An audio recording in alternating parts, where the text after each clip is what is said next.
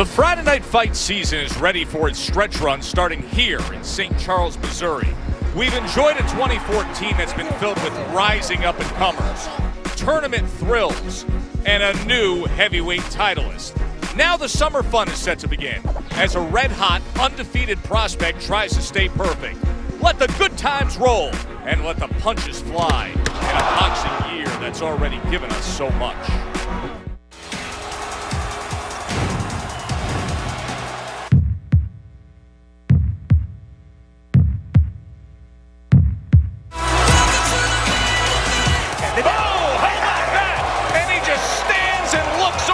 Like prey that's been hunted down. Scores a knockdown. And he scores a knockdown of his own. Front runner for round of the year.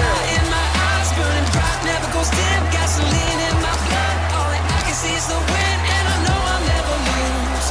No, I'll do it all for you. So welcome to the main event. And Mendez goes down. He's the stronger guy inside and drops him again. And the bell. He looks like George Foreman in there. But I got up, been knocked out, not shot up. Like something in me can't lose. I'm on my path and not giving up. Enemies hating on me like what they gonna say, gonna make it all work. But they so far from my level, not even close for them to be heard. There it is. Step out, make them miss. Step back in and make them pay. Culmination of the 2014 Boxino tournament. That wants to be right there in the pocket. Oh, he got hit by a right hand that sent him back. Monroe has been showing he can do a little something on the inside, too. That was an impressive offensive surge from Monroe. That's what Petro does. Little in, little out. Sweet science, baby. Oh, and the big right hand comes in. Boxino's champion. It's the WBC Heavyweight Championship. Here, there's a lead right hand. He backs the Murdoch. Catches him on the left. Sends in the uppercut. Oh, a sweeping right hand has Areola on spaghetti legs and down. And he survived the big power. Headshot after headshot. And that is it. Berman Stavern has toppled Areola. Boy, oh boy, and I'm ready for more. So let's get after it as we're just a few miles west of the gateway to the west on Friday Night Fights presented by Corona Extras. We welcome you to the Ameristar Casino in St. Charles, Missouri, as we will work our way to a main event the way we like it. An unbeaten prospect who has opened eyes with an exciting style. Will this be the night when Ivan Redkach has a real challenge in front of him?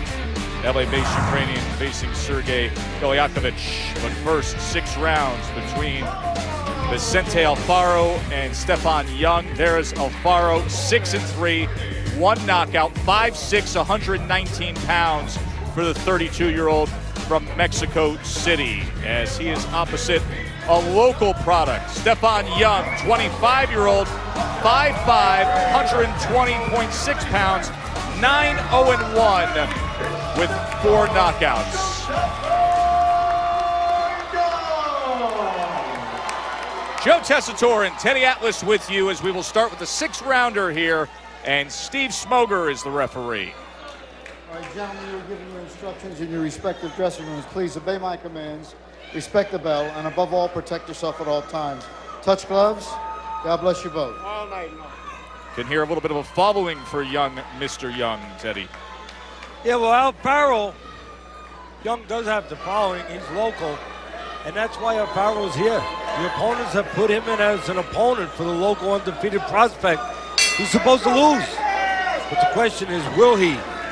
He has been in with the tough competition, while Young has been in, well, Young has been fed a very soft diet.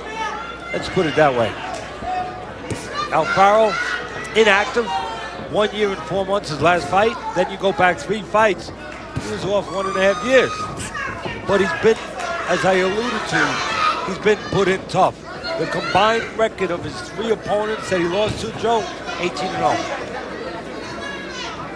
And Young, on the combined records of his opponents, altogether, 11 wins, 42 losses, 5 draws. Says enough right there, doesn't it? Yes, it does.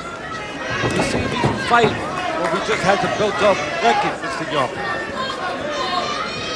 Most of Young's fights have been right here in the state of Missouri. You can build records. And as I've just pointed out, he has.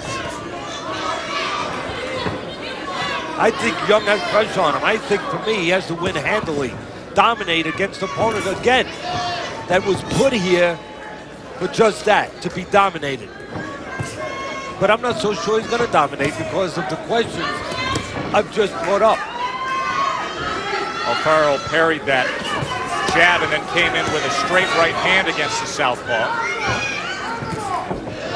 You want an ominous sign? Maybe an ominous sign, because I look for everything. The southpaw Young, the undefeated southpaw local kid. Well, he has one draw, right? That draw was with a 3, 4, and 3 opponent. We'll see what that means as time goes on.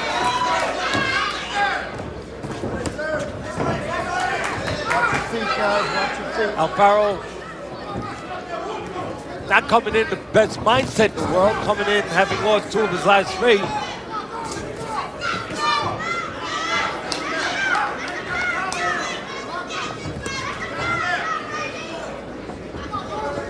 And goes to the body against Young.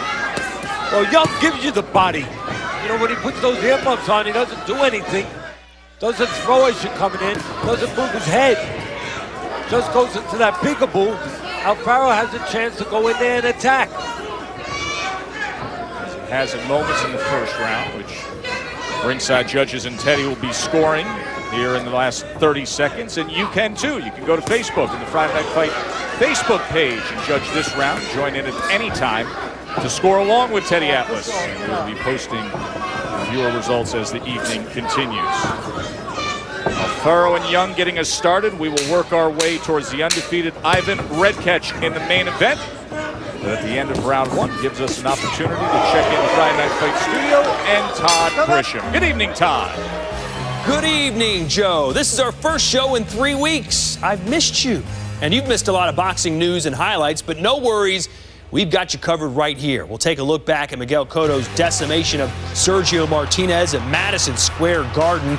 Plus, in a big upset, Chris Algieri gets up off the canvas multiple times to pick up a controversial victory over Ruslan Provodnikov. And Vasil Lomachenko is a champion. Teddy Atlas will give us his thoughts on all 3 of those big wins. Make sure you join the Friday Night Fight conversation. Reach out to me on Twitter at Grisham ESPN and to our social media contributor, Nigel Collins, at ESPN FNF. We also encourage you to log on to our Friday Night Fights Facebook page and score tonight's action using our scoring app, which is at the top of the page.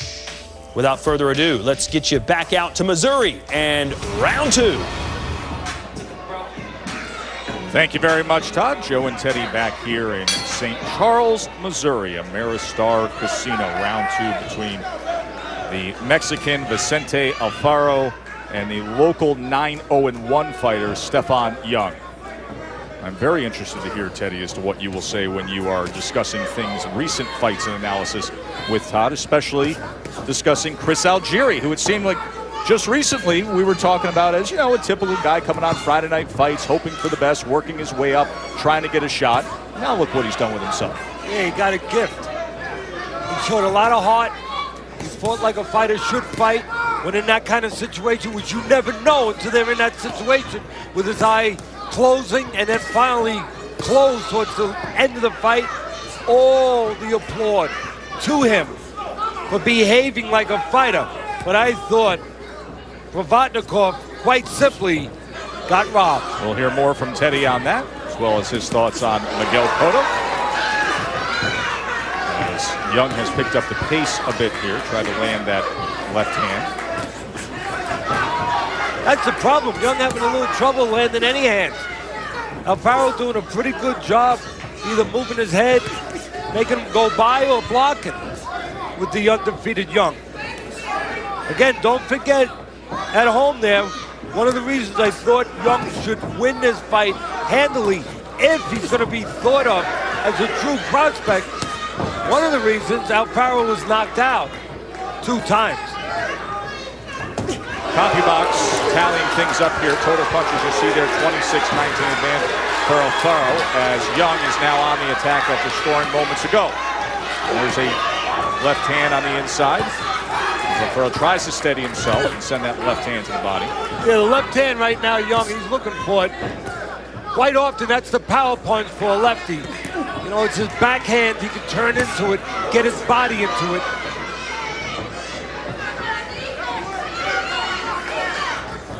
Looks like Young, every once in a while, tries to set a trap.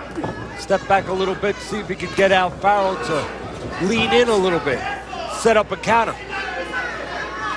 In other words, make Alfaro make a mistake. Make him help Young.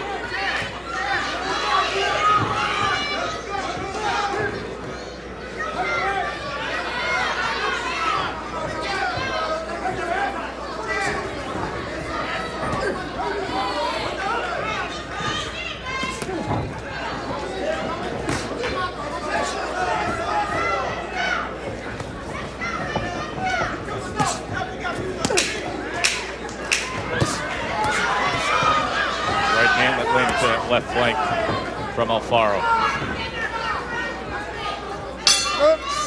Joe and Teddy ringside with you here in St. Charles, Missouri. Our main event has Ivan Redkach, the undefeated prospect, the lightweight in action. You know these are the kind of matchups I like because I like questions answered about the unbeaten prospects. Well, Redkach, first of all, there's two fighters already in the world rankings as they are, you know, with all these phony organizations, but there's two Ukrainian champions. We know that. And now Redkach, oh, he's from the Ukraine.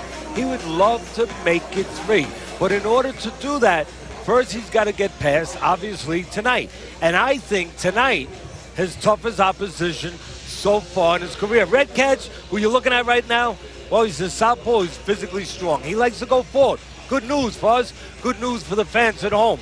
But he's fighting a guy right there, Gakovic, who likes to go in and out and has more than twice as many fights. A very experienced fighter. I don't think it's going to be a walk in the park tonight for Redkach, Joe, but I also don't think it's going to be a walk in the Ukraine. He's going up against Sergey Gulyakovich. He's the Eastern European-based lightweight himself, and you talked about the experience, an 11-year pro with 41 wins. And Redkach comes in 16-0 with 13 knockouts. That's our main event still to come. Watch your feet, watch your feet, watch your feet. Here's Stevie Smoger putting out that warning, calmly telling them to watch their feet, often the case of southpaw versus orthodox fighter. We'll get some tangles with those lead feet. There's the opportunity for Alfaro to climb right back into the fight because Young goes against the ropes, puts those earmuffs on, gives you a chance to do something, do a little work. You know nothing's coming back at you. There's a heavy bag in front of you. You can let those hands go. Good way to gain confidence. And also, of course, a good way to get the attention of the judges. Sent him off balance that time. Alfaro tried to throw an uppercut. Young got out of the way and landed a left hand.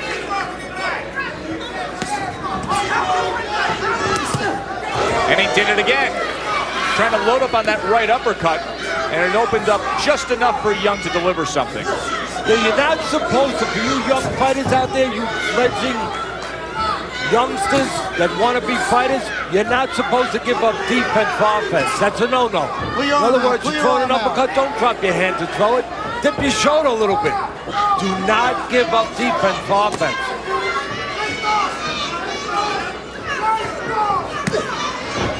Well, I think we've learned a couple things so far. Young a little faster, a little swifter, a little cuter, but he's not a big puncher.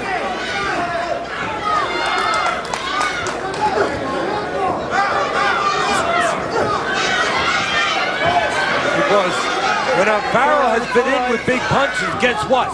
Get off his neck, Twice Alfaro. the lights have been turned out on him. Efrain Escobeas back in 2010 took him out in 5, and then in 2012 Manuel Avila. Pull your arm out, pull your arm out. His other loss was to U.S. Olympian from the 2008 games, Joseph Diaz Jr. So he didn't know better. You'd think that Alfaro's management, they didn't like him much or something. Right. No easy road for him. No, not at all. No kid gloves.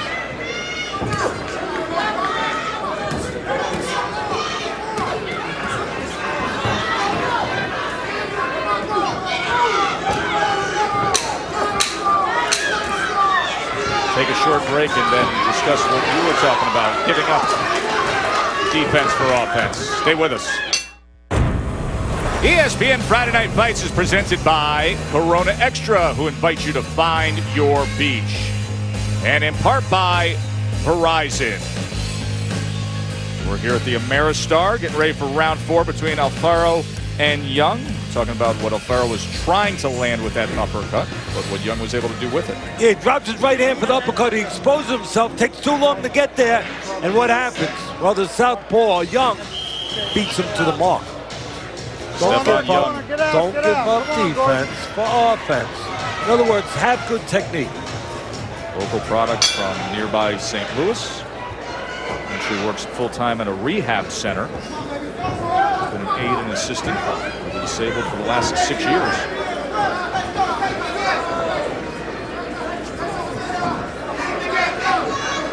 You know, I talked about Alfaro having a lot of problems coming in here, and he came in as the opponent, was selected by the promoters of Young to, you know, to be there for their guy, to make him look good, to get Young to 10-0. Alfaro comes in having lost 2 of his last 3. And also, all that inactivity that I talk about doesn't help, especially early on. See how it's being scored here ringside by Teddy, Virgin fan at home. So we are getting into round 4. Here's Young. 3 rounds to zip. Facebook fans at home. We see it 2 rounds to 1 for Alfaro.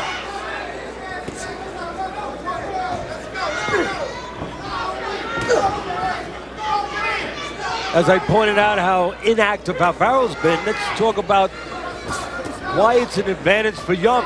Because Young has been very active. Last fight, 1 month ago. Young should be sharp early.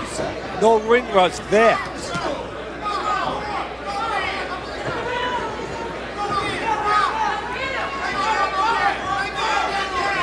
I guess some of the fans at home, they're looking at those spots where Alfaro was moving his hands and Young was just covered up. But to me, those punches were not getting in clean.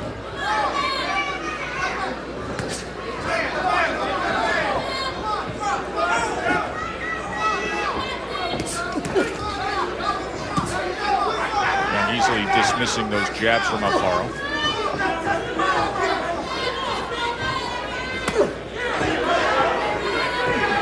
Well, I mentioned it earlier. I didn't think that Young, who's 7 years younger than the 32-year-old Alfaro, was a world beater. And I guess you see it now. He's not a world beater. We're going to see whether or not he's even an Alfaro beater. Exactly. We're going to set those traps a little bit, Young, now. We're going to land something clean, step back a little bit, try to draw. Again, Alfaro into maybe reaching like he just did. And nothing came back in return. No, he made him miss, but he didn't make him pay.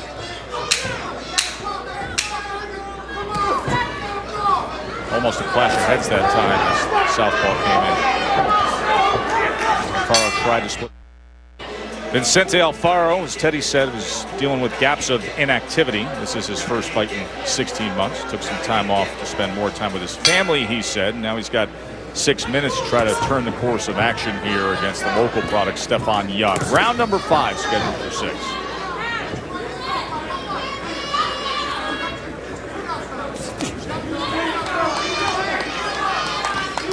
Well, Young has gone 6 rounds 1 time.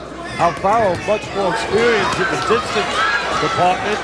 Maybe that'll help with confidence now late in the fight. Alfaro has gone 8 rounds 2 times.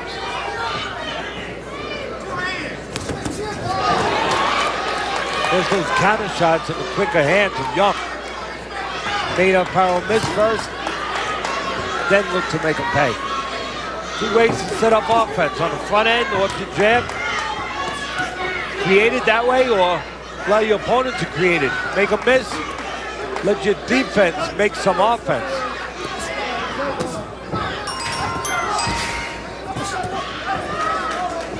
See our co-feature in main event still to come. A couple undefeated fighters. Ryan Kolzeski from the Boston area, 19-0. Will be coming up next. And then Ivan Redkach, the 16-0 LA-based fighter from the Ukraine in our main event.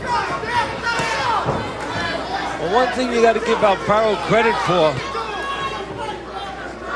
he came in here not intimidated one little bit by the 9-0-1 record of Young. I mean, why should he been? He's been thrown in with all kinds of monsters. And if he looked at this the way I looked at it, he realized he didn't really have a monster in front of him, even though he had an undefeated fighter in front of him. And Alfaro came in his lightest weight, Joe, in almost 4 years. He came ready. Got caught that time. Blood coming from the Mexican's nose. Yeah, I got the cleaner punches. Right there was landed a right hand there. Yeah, good right hand by Alfaro. The punch of choice quite often against the southpaw. And backed up, Stephon Young. Well, if he gets past this round, he has 1 round left to pull off an upset, which would be a huge upset for Alfaro for his career. If I'm in the corner, I'm telling him, be the boss the last round. And don't forget the right hand that worked for you in the last round.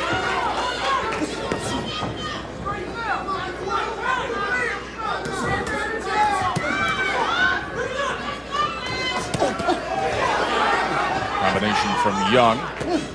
And then he stops and pops with a single left hand. Alfaro had his moments here in round number 5. Has 1 to go to try to get after it as we will work our way towards our main event. Ivan Redkach at 16-0 taking on Sergey Gakovic. And that's where we find Bernardo Osuna in Sergey's locker room. Thank you, Joe. Gakovic is 15-0 since suffering his last loss. He's got a career of 43 fights, but he is making his U.S. debut.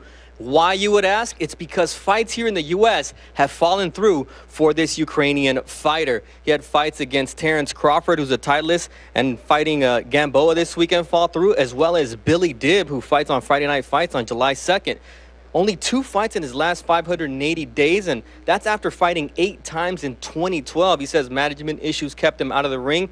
Only 1 fight in 2013, and this will be his 2nd bout in 2014. He did take this fight on 3 weeks' notice, but he was training for a fight in Turkey, so that's not an issue. Feels that he has a skill set to beat Redkach because he fought another southpaw before, Humberto Gutierrez, in a world title loss. Important for him to shine tonight here on Friday Night Fights.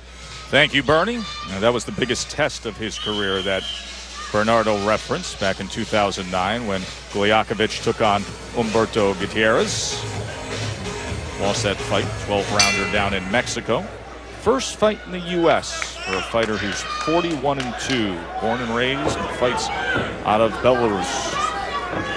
6th and final round here. Alfaro and the 9-0-1 Stephon Young.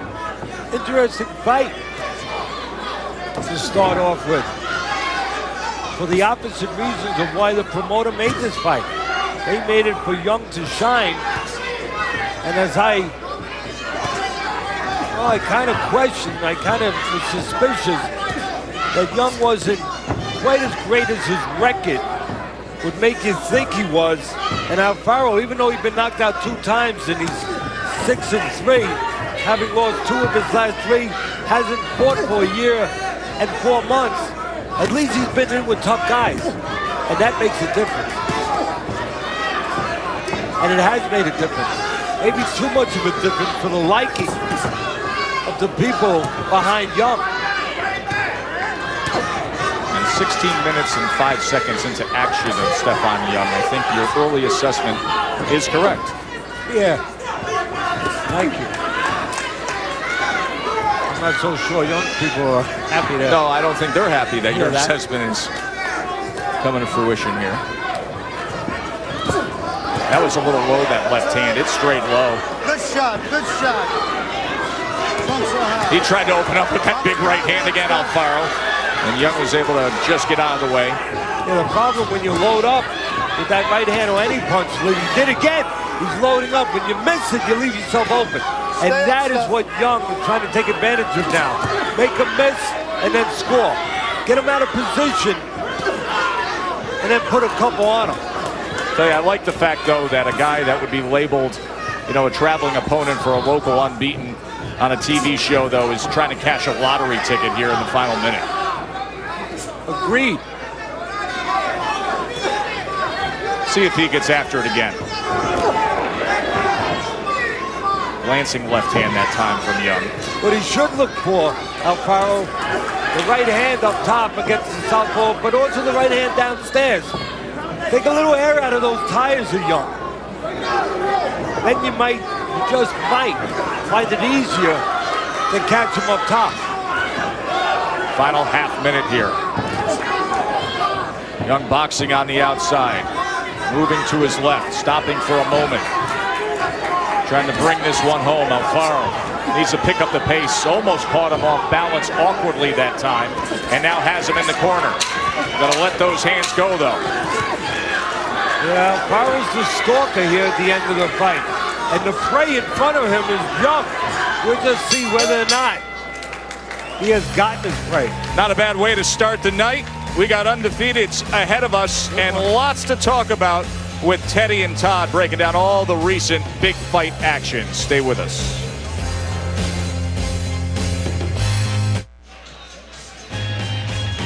Friday night fights here from the Ameristar Casino as we have finished up fight number 1 of the night as Vincente Alfaro tried to upset Stephon Young. And Teddy has it 58-56 for the local unbeaten.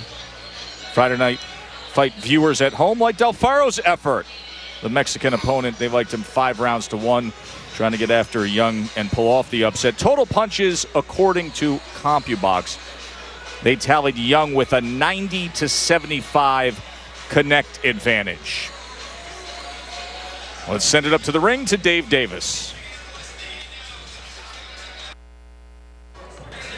Ladies and gentlemen, all 3 judges are in agreement, scoring this bout 59-55. Judge Henry Gary scores the bout 60-54. Judge Brett Miller scores the bout 50-56, declaring your winner by unanimous decision. In the blue corner, Stephon Young. Nice reception for Stephon Young. 10-0-1 now in his career.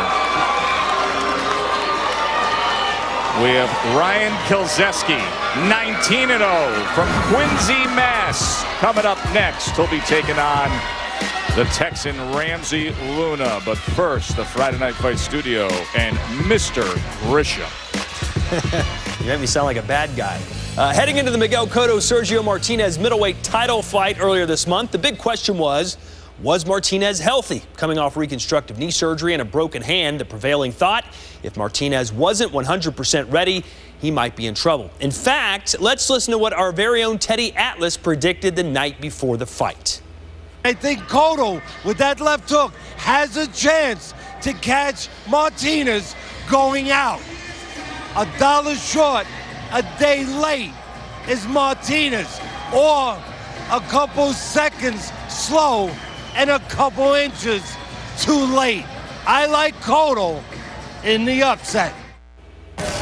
So there you have it, predicting that the hook would be the difference and that Martinez would just be too slow, and he nailed it because Martinez got overwhelmed from the opening bell. Going down in the first round, pops right back up, but his knees, his legs looked shot the entire fight. He couldn't keep his balance. He couldn't throw good punches. His foundation was gone, and eventually his corner stops it as Miguel Cotto wins it easily over Sergio Martinez. And now Teddy Atlas joining us live from Missouri. Teddy, you don't get them all right, but you nailed this one. What made you so confident? Thanks for pointing that out, Todd. That's why I love you, that I don't get them all right. No, I love you. Keep us grounded. Keep us right. Look, it's easy to say right hands against the southpaw, and usually you're right. I mean, that's the punch of choice usually against the lefty. But I chose the left hook because, well, first of all, it's Cotto's favorite punch. Second of all, Martinez Southpaw, of course, steps out with the right hand low. Left hand, the left hook is the closest hand or the closest punch to the fighter, stepping out with the right hand low. So I thought it would work. Look, you don't have to be Nostradamus. You don't have to even be the amazing Kreskin. You don't even have to be Teddy Atlas to know that the last 4 fights, if you look at the record of Martinez, he was on the floor. And against middle-of-the-road average guys, for me, maybe Chavez Jr., maybe you lift him up a little bit. I don't lift him up that much, but maybe you lift him up a little bit out of the middle of the road. But the rest of the guys, middle-of-the-road guys, he was on the floor. No doubt Martinez has been dissipating, has been deteriorating as a fighter. Now 39 years old, 2 new knee surgeries, a year of inactivity. Well, that deterioration was taken advantage of by Mr. Cotto. All right, Teddy, we'll get back with you in just a second, but let's talk about Ruslan Provodnikov. He was hoping to get a big money fight against Juan Manuel Marquez. Instead, he couldn't find a top-tier opponent, so he took what many considered to be a stay-busy fight against unbeaten Chris Algieri, whose previous bout was seen right here on Friday Night Fights. Let's go to those highlights. First round, and it was Provodnikov showing us that power that has made him so famous in boxing circles. 35 seconds into the first round, and Algieri's eye was pretty much done the entire night. But I'll tell you what, Algieri, after the first round, turned this fight on its head. He was busier, he landed more punches, he avoided trouble, and despite Provodnikov dropping Algieri early and often, it was Algieri who wins by split decision, remaining undefeated 20-0 with 8 knockouts. Let's learn more about Algieri. He has a master's degree in clinical nutrition. He never boxed as an amateur. 0 amateur fights, although he did fight as a professional kickboxer. He was 20-0 there, retired, and now he's 20-0 as a boxer. So, Teddy, a controversial split decision. We heard you mention this earlier tonight, but what do you truly think happened that night? Who won? Well, I don't think the judges understand the difference between amateur and professional boxing. I mean, amateur boxing, you're surviving maybe. You're scoring a little bit, but no pop, no power, no damage. There was only one man that was winning professionally, supposedly professionally judged fights, and that was Provodnikov. Look, Algieri was surviving rounds.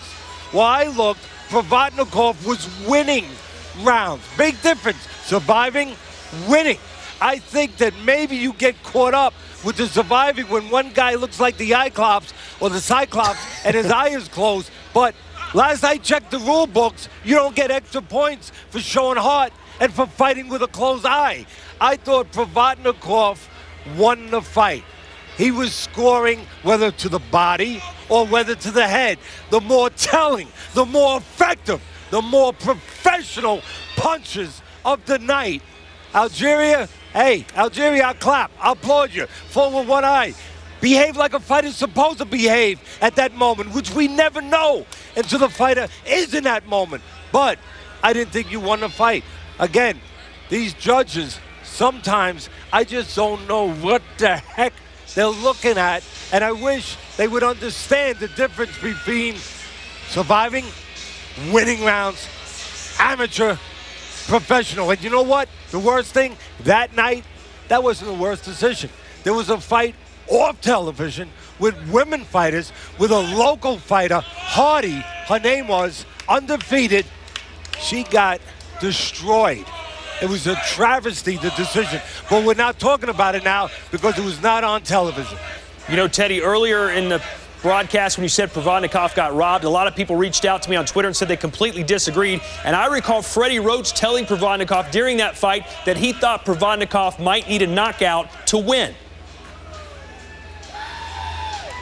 Listen, I don't know what maybe Freddie's taking in his mind. He's been around. He's a fighter. He's a terrific trainer.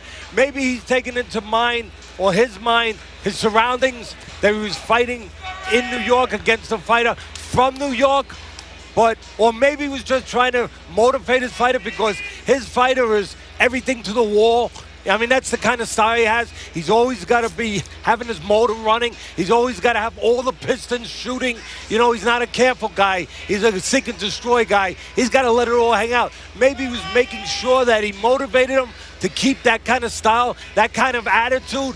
But for me, again, if Frday said that, well, either he was lying then or he was lying after the fight. Because one place he was lying, because after the fight he said, we was robbed. We was robbed. I don't know what they were watching. And all his people said that. So somewhere along the line, Frday was sending mixed signals. I think, as I said, he was sending the mixed signals to his fighter just to make sure that he was hitting on all pistons, on all cylinders. Frday said afterwards, he got robbed. I love when you call people liars, Teddy. It's always nice to hear. Glad to have you back after 3 weeks. We'll check back in with you later on. Let's jump in with some news and notes now from Dan Rayfield. My favorite fighter ever, Evander Holyfield, has finally, thankfully, officially retired from the sport of boxing at the age of 51. Golden Boy has filed an arbitration for $50 million in damages against Richard Schaefer. That happened last week. And heavyweight Zhang Zhilei from China makes his pro debut August 8th right here on Friday Night Fights. A lot of hype surrounding him. Next week, a special July 4th week edition of Friday Night Fights. It's Wednesday, July 2nd, 9 p.m. Eastern Time. Mark Davis taking on Michael Farinas. That's on ESPN2. Now, more live fighting action back in Missouri. Here's Joe. Back here at the Ameristar Casino in St. Charles, Missouri, as we get ready for our co-feature. Coming up in the main event will be Sergey Gakovic against 16-0 Ivan Redkach. 13 knockouts for Redkach, taking on the veteran Gakovic. See if he can pass that test a little later on. First, another unbeaten in action. Boston area favorite. And Ryan Pilzeski, who was hearing the chant of Polish Prince as he came out here with supporters making the trip out to St. Charles, Missouri, facing Ramsey Luna, 22-year-old with a 12-1 mark. Closer look at Ramsey Luna, 5'8". Came in just under 127 pounds. He's from Corpus Christi. Only 24 amateur bouts and didn't find much success there at all.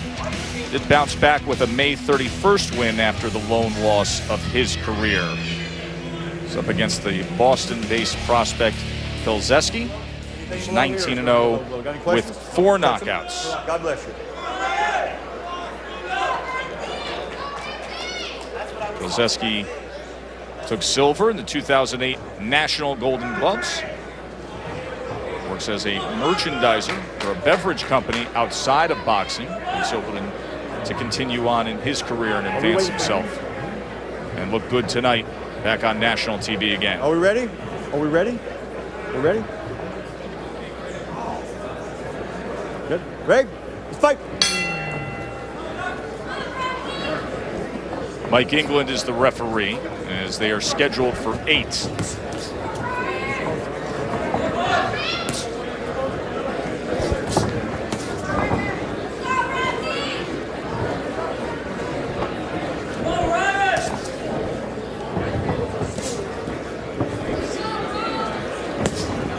Zeski going to the body with that jab early.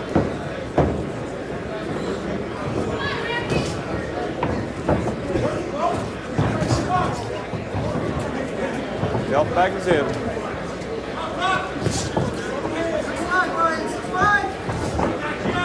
For Luna, this is only his second fight outside of his home state of Texas, Joe.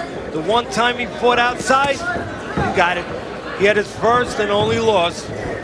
What does that mean? Does that mean that he loses if he doesn't fight in Texas? Maybe. Something to look out for. Lost to place in New Jersey. Zeski puts together the combination, trying to get that left uppercut in there. Maybe worse than the information I just gave you about Luna. Yep. His only loss was when he didn't fight in his home state. Well, he has only fought one opponent with a winning record. And you could guess who that one opponent was. Mr. Toka Clary back in December 2013, 6th-round decision loss. Exactly. So he hasn't beaten a fighter in his career yet with a winning record. Trying to do that tonight.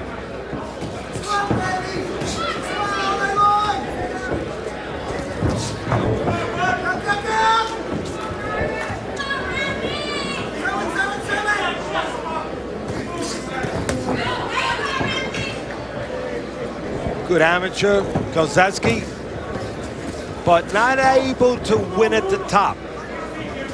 In the national competition, he came up short. He won the silver in 2008 in the national Golden Glove. So good amateur, not great. That gives hope to Luna. Left hand to the body that followed that right hand from Kozeski. And a nice left hook to the body by Kozeski. I like that punch. You missed the right hand, or after the right hand, if it gets blocked, you come back with that hook downstairs. That can be a good punch. I got to ask some questions about, I don't know if they're going to be asked or answered tonight, but I got to ask some questions about Kozeski's chin. He's been on the floor a couple of times, and once with a 4-9-5 fighter. So there's hope. There's hope for Luna.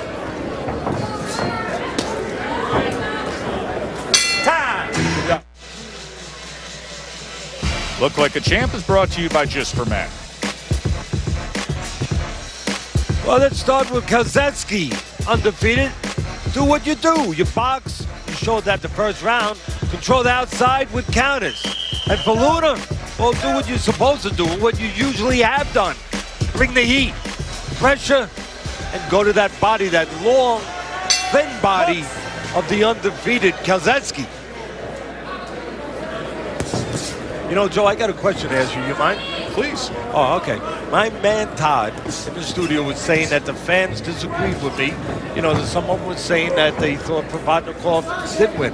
I just have a question. Are those the same fans that scored the last fight 5-1?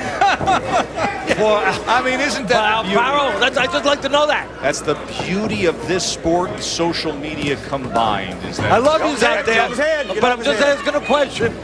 I hope you're enjoying your Coronas. You understand right now what you just did, Teddy, is you poured a little bit of gasoline on the Twitterverse and you threw a match down. I hope they're enjoying their Corona extras. Maybe a little too much. Maybe a little too much tonight. That's what this sport brings about. Great debate. Some people see some things one way, others another.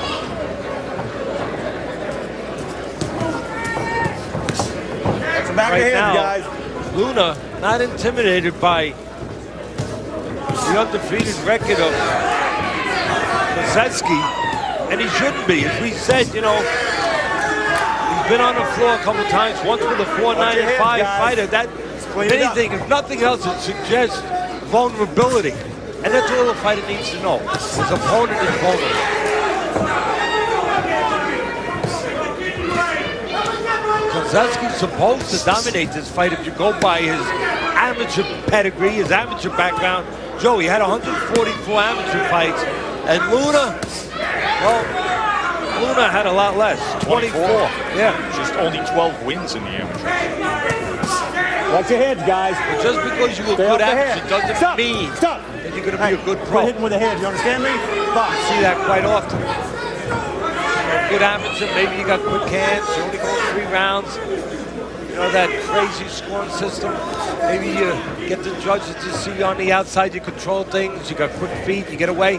But then you go into pros, and you got more than 3 rounds. You can't get away with that. You got guys that are putting pressure, shrinking that ring, getting to your body. You have to show other elements, other qualities. And sometimes those aren't the same qualities that make you a good amateur.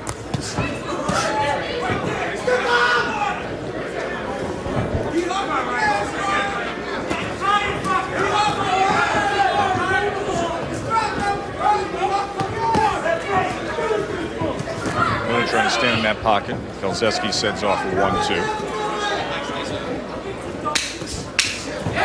was a right-left combination by Keski. Went to that belt line again with that left hand. He's had some success there. As we come to the end of round 2. Corona Extra brings us tonight's extra look. Well, I talk about Luna not being intimidated. Well, you see the guy in front of you, Keski's got those earmuffs on, so why not take what he gives you, especially when the arm goes up. Go downstairs, put some water in the basement.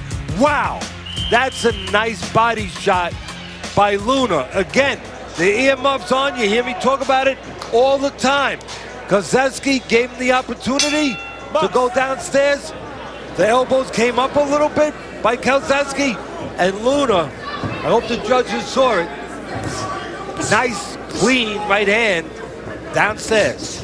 Remember, Keski's the unbeaten fighter here, 24-year-old from Quincy, Mass. 19-0. Luna against that limited opposition, building up those 12 wins, framed against that one loss. Only fighter he has fought, as Teddy noted, with a winning record.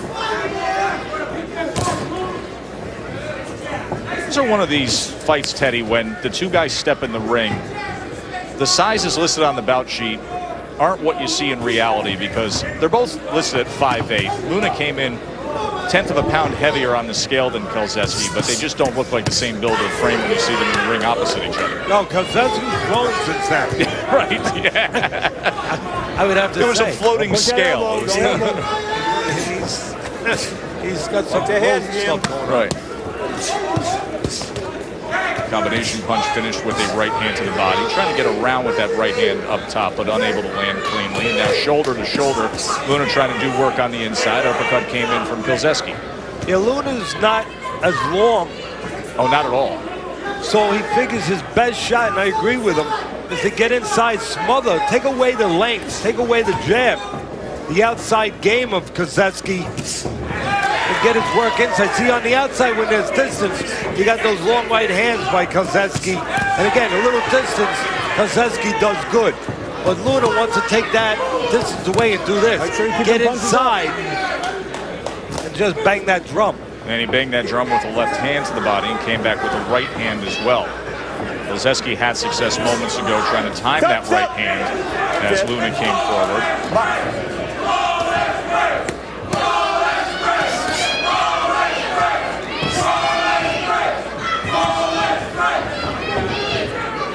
I think there's opportunities. Look, I just said it, and you see it. Luna has opportunities to get inside, take away the height and length of Keski, and go to work when Keski just covers up like he's doing right now. Luna doing a pretty good job. I think Luna has a chance. We might see it in a minute to also catch Keski as he steps away, if he steps with him. Keski has a habit of stepping out sometimes with the hands a little low. If I'm in the corner of Luna, I'm going to tell him that. There it is. He stepped back a little bit. Luna was a little late to get on him. Didn't fill that gap. Belt back of his head.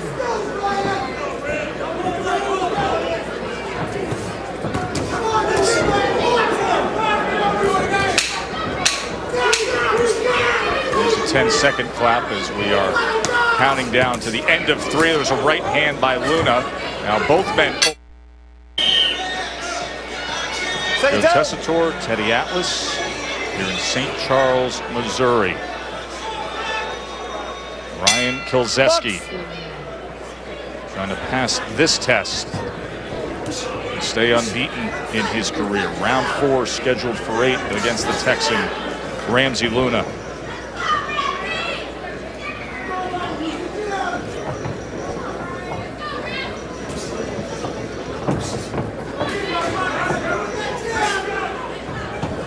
Luna has been fouled by low blows in a couple fights. I guess it's because he's always coming forward. Probably quite often, like tonight, he fights guys a little taller. Sometimes when you're a little taller, you got those longer arms, you throw them and they can stray a little bit. You can lose control of them. And I think that also, Luna, like he's doing now, he forces you to bang him in the body because he's right up on you. And you got to bang him in the body to try to get him off you. And again, when you're forced to do that, well, they can stray a little bit. There was a low one. It's funny, I'm just talking about it. Right on that belt line. You see a low punch that the referee didn't pick up on, right on the belt line by Keski. Keski has had some success with that left hand to the body. He's thrown it often after throwing that right hand up top. Peek at the scorecards here being compiled ringside by Teddy. 30-28. Keski, even third round. And of course, our friends at home almost the same. have it 2 rounds to 1. They get better. You had a little talk with them, Teddy. We had a little talk. A little chat. We pulled them aside. I love them. We get together. We talk. We have our disagreements every once in a while. But at the end, it's a very authentic relationship. I would describe it as an authentic relationship. It is authentic. That's a nice way of putting it. I'm going to tell you about the punch. You are not tweeting, so you're not interacting on social media. No. Have enough problems. I think Todd tweets enough for the rest of us. Nigel as well. Great follow along during the show. I hate to tell you this. I don't know if I should be telling you this. Please. My daughter. I can't wait. My daughter opened up an Instagram. That needs to be canceled. That needs to be. Nicole, if you're Nicole listening, Atlas stepping off the ledge there. Cancel that, please. Yes. That is dangerous. Been telling her to cancel it, to be honest. She's arguing. And as an administrator of the court, you think she would know better. As a lawyer. I know. Really, she doesn't know litigation. Liability there. Serious liability. See a little more boxing from Keski here as we come to the end of round 4, as we will be working our way to Ivan Redkach and Sergey Gakovic. Redkach is 16-0, and Bernardo is standing by in his locker room to get us ready for that main event. Bernie. Thank you, Joe. Redkach is fighting for the 2nd time here in this venue, and he's coming off of his toughest test, a 10-round decision against Tony Lewis. But his history as a fighter is impressive. As a Ukrainian Olympic alternate in 2008, he came out of the same Brovary sports boarding school that produced the Klitschko brothers and Sergei Zinzeruk. He's finished 13 of his last 17 opponents before the 6th round. Tony Lewis and Edward Valdez were the only ones to take him the distance. He's got 6 first-round knockouts and sprinkled 5 second-round knockouts in that time. And he's ranked in the top 10 of 2 governing bodies. He's got impressive sparring sessions against Yoshiro Kamigai, who gave Robert Guerrero all he could handle at 147, as well as Miguel Vasquez, who was a current titleist, and Jorge Linares. And since his last fight, Yuka Morales, who's worked with him for the last 5 years, he said he's working on his lateral movement and using the jab because he feels he's world title ready. Well, we will see if he is world title ready in our main event as he looks to take his next step forward against a veteran with 41 wins in Gakovic.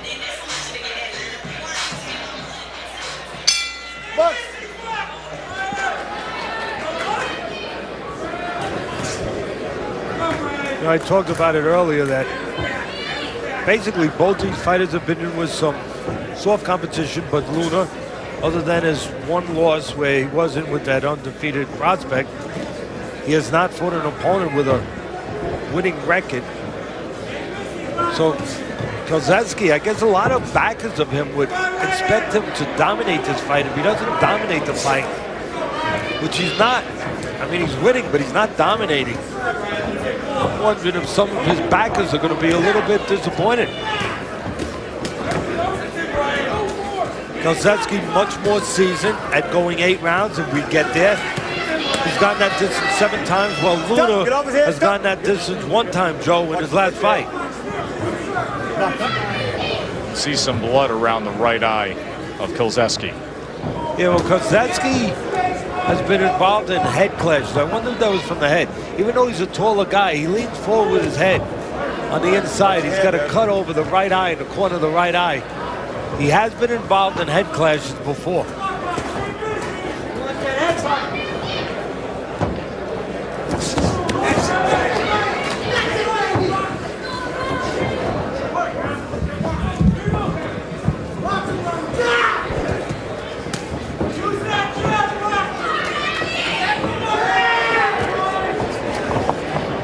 Trying to corral him. Yeah, well, you can't corral a guy if you follow him, Joe. I'm so glad you just brought that up. In other words, Luna not cutting the ring down well. You got to slide down, you know, before you know it, football season will be here. See, that's what you got to do. There was a good job by Mr. Luna as he slid across instead of following him around. See, now he's following him again. That's what you got to do. You got to slide over, slide down, parallel, Gotta watch your head, right? cross the ring, and take that ring away. Take that distance away, shrink that ring. Kind of like I was talking about football season, to be honest, before you know it. And like a linebacker in football, he doesn't run right in. He moves parallel, down the line. Keeps the guy in front of him. That's what Luna, look at it. There's a nice example, actually, right there. Luna not following Kozeski. That time he followed him a little bit, but he's getting back to it again. Parallel, cutting that ring down, and it's doing a good job for him. Kozeski did a little stop and pop with a right and then a left. Watch your back of your head, man. Yeah, but Luna's been on him this round. He has. Hasn't really given Kozeski a lot of room, a lot of separation, which is what he wants. Crime scene investigators, production truck of Friday Night Fights came up with this, Teddy. Yeah, CSI. And I was talking about head clashes. Kozeski's been involved with head clashes. Maybe we need to show that again a little bit slower. But when we watched it slow, and here it comes, their heads come in there, bang together, and then right after that, not exactly the angle that we had before, but here it is. There's the heads come right in there, and there you're going to see the red right after that. So yes, there's the red. So the heads come in, a clash, and that's what the cut is. So our production team shows the clash of heads causing the cut around the red eye. And then our ringside reporter, Bernardo Osuna, goes over and talks to the local commission. And Mike England says, well, I didn't see it. I'm ruling it a punch. Yeah, but that's where they should come to us. Exactly. You know, why should boxing be in the dark ages? Why should they not take advantage of the technology that's available? They have television here. They're not sure. Obviously, they said it. We didn't see it. Why shouldn't they come over to us, look at it on the monitor? There's time to do that and get it right. That's what they should do. And that's what top commissions do. And that's what David Berlin, who I supported in his position, his new position as executive director of New York State Athletic Commission, those are the kinds of things that he's looking to do. To use whatever's available to make sure that they get it right. See Kozeski holding the arm there, thus the break from Mike England. Now, CompuBox is tallying along throughout this fight. They have punch stats here, total punches, favoring the unbeaten Bostonian, 109-77. Again, when there's separation, that's when Kozeski is most comfortable. You know, with those longer arms, little fleet of feet, more mobile. Inside, hands off each other. Ryan, that's you going in with your head. The shorter arms and the shorter stature. Kozeski really does a lot better with his separation. Hit him back of the head. Right now, Luna, where he needs to be. Whether he gets the better of it, we'll see. But it is where he needs to be. It's the geography he needs if he's going to win. And it's the geography on the outside that Kozeski needs to shine a little.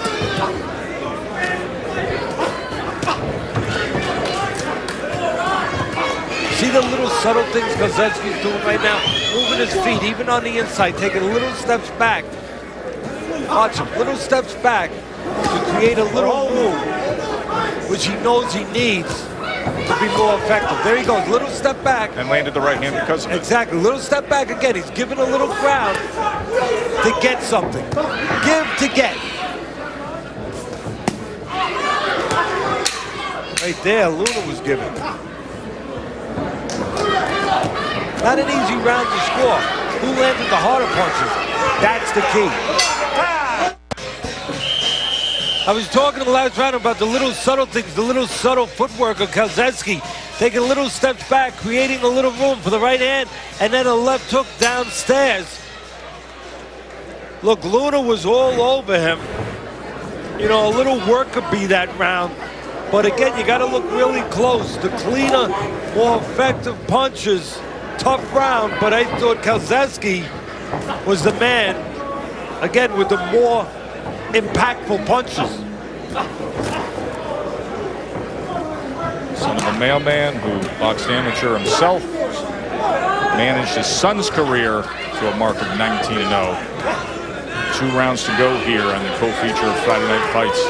One of the reasons I thought, as we showed on the replay, that Keski got some of the cleaner punches in, he created the space for them. You know, he set them up. He worked at getting position for the cleaner punches. Both men trying to get around that elbow to the body there. Well, Luna's being smart right now. He's thinking to himself, well, Keski did what Teddy's talking about. He moved back and got room. I'm going to put him on the ropes where he has no room to move back. I'm going to take that dimension away from him.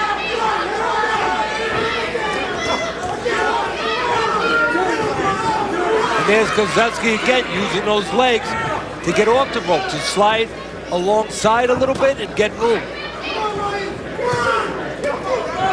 We always think it's about the hands, Joe, but quite often it's about the feet. Downstairs, that sets up upstairs.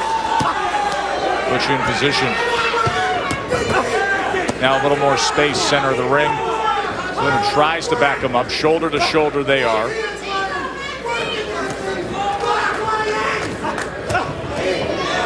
Again, Keski, not as busy, but looking to throw the harder shots. Luna just came surging in that time, just bull rushing him.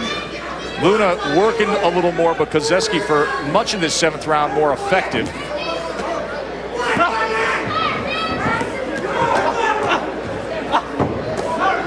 This is where judges must really be worth their salt. They really need to know the criteria for professional judging and what they're looking at. What is landing? What is clean or clean up? There's a good clean shot underneath by, again, Keski. Has room and dug in with the left hand to the body.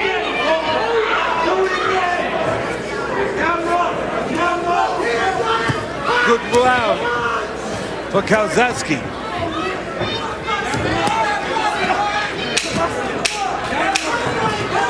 Good fight in our co-feature with 1 round to go. Take a short break and be right back to St. Charles, Missouri.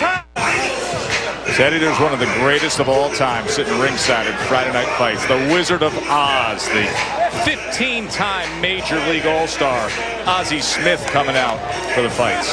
Yeah, the great shortstop from St. Louis, and you know, he's doing a little boxing stuff there. He's doing what you would expect, what I would expect, defensive moves. Yeah. You know, he wasn't an offensive player. Defensive moves, just what I would expect out of the Wizard of Oz. You know what's funny about a guy like Ozzie Smith as we start the 8th and final round here, what's been a good co-feature? He's the kind of athlete that I think would have been a pro athlete no matter which direction he went in. Would have been a great wide receiver in football, right? Would have been a good free safety or cornerback. Would have been a great defensively sound, quick fighter in the ring. Yeah, it's a good point. And one of the reasons for that, not just because of his athleticism, but because of his technique. You know, his attention to learning it the right way, to fundamentals, to rudimental things. When you have good fundamentals, good rudimental discipline or development, you're usually pretty good in a lot of areas. Whatever talent you have gets expressed to the utmost. Technique's so important, and he had technique. He defensively, as we said, he used to be a vacuum over there in shortstop. Not swinging for a moment there from Keski. Luna's been trying to get to the inside throughout.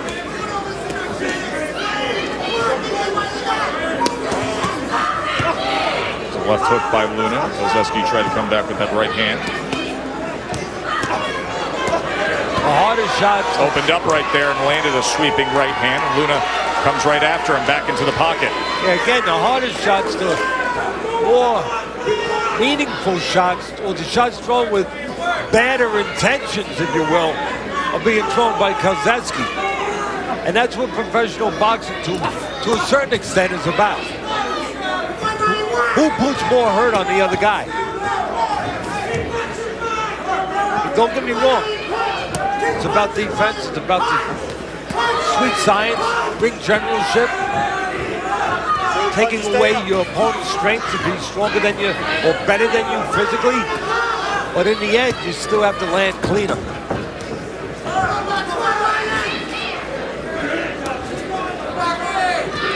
And hard punches do count more than softer punches. That's one of the reasons why I thought Provodnikov won. I mean, he dropped Algieri how many times in the first round? 3 times? I mean, that's a 10-7 round. That's not easy to make up. 10-7 round. Especially when there's other rounds that you're obviously winning.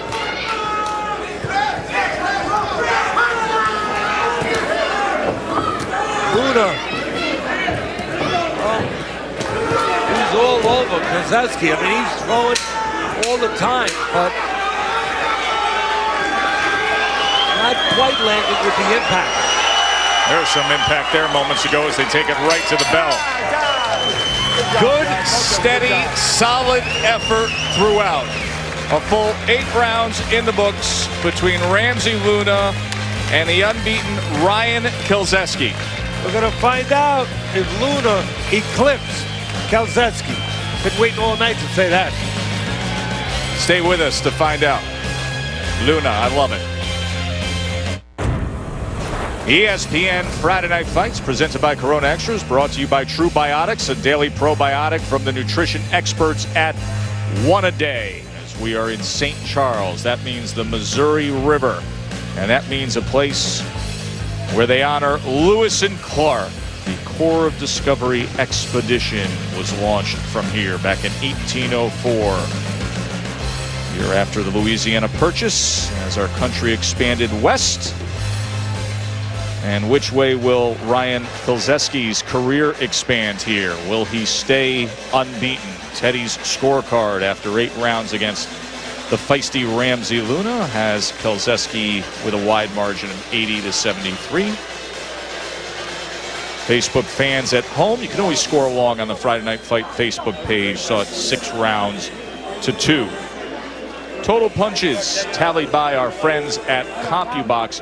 173 to 125 advantage for the 24-year-old from outside of Boston, Mass. Let's find out how the judges have it. And for that, we send it up to Dave Davis.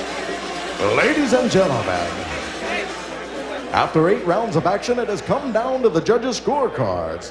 Judge Brett Miller scores the bout 79-73. Judge Jackson Harper and Henry Gary are both in agreement, scoring about 78-74, all in favor of your winner by unanimous decision. In the blue corner, Ryan Kozeski. 20-0 now for Ryan Kozeski. As Ramsey Luna, 2 times he's fought outside of Texas, 2 times he has now suffered a loss. We got a good main event coming up.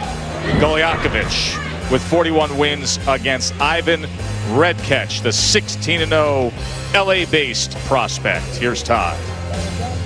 Thank you, Joe. Last Saturday at the StubHub Center in Carson, California, Vasyl Lomachenko squared off against Gary Russell Jr. for the WBO featherweight title. Russell was hoping to prove he was the real deal after winning his first professional fights against less than stellar competition, while Lomachenko was going for a title in just his 3rd pro fight after losing his 2nd pro fight. Let's check out the highlights, and it was pretty much a one-sided event. Lomachenko came out on the front foot. He was quicker. He was stronger. He was more active. Remember, Lomachenko in his 2nd fight fought Orlando Salido for a title. He was unsuccessful in that one. He was very successful in this fight. As we cut to the final seconds of round 12, Russell Jr. in the corner, Lomachenko working the body.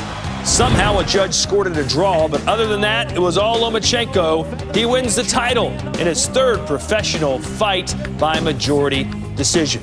Back with Teddy Atlas one final time. And Teddy, people may not know this, but after his 4th-round knockout of Jose Ramirez in his pro debut in 2013, you put Lomachenko on your pound-for-pound top 10 list. Why did you think he was this good? See, even a blind squirrel finds an acorn once, tonight, maybe twice. See that, Todd? You're great. Not bad. The reason why, and I was okay, we did okay, but the reason why I felt that strongly about Lomachenko, well, 400 amateur fights, 2-time Olympic champion, gold medal in 2 different Olympics, and a guy who's been brought up since he was a kid to be a champion. When he came over to this country and did his tour with his manager, Eggers, who did a good job finding him the right promoter, they went to everyone. Golden Boy, they went to Duva, they went all over. They finally finished with Arum. During that tour, they stopped at my house to meet me, to talk to me. And when I was talking to him, all I heard from him was, I don't want to waste my time. And this is what he told Bob Arum when he signed with him.